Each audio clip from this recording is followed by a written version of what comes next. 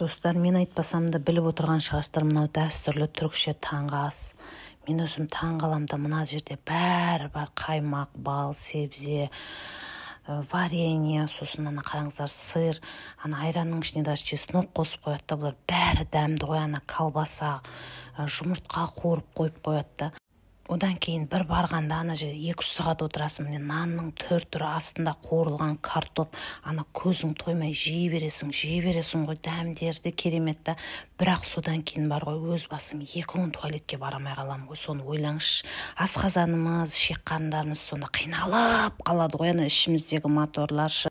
Сонымен айтайын дегенімші, бүйтіп бәрін араластырып біз аузымызға сала бергеніміз организмге жақпайдышы, қызығып керек жоқ деп ойлаймын. Өз басым Түркияға келіп көрдім бұндай столды да. Балалық кезімізде Қазақстанда бұндай столды көрмегенбіз. Бірақ осы жаққа келіп өзім осы 1 бардым, 2 бардым, 3 бардым, үшеуінде де сөйтіп қиналып қалам да туалеттен. Сол үшін өзім ұқтым, бүйтіп бәрін араластырған дұрыс емес екен ғой деп.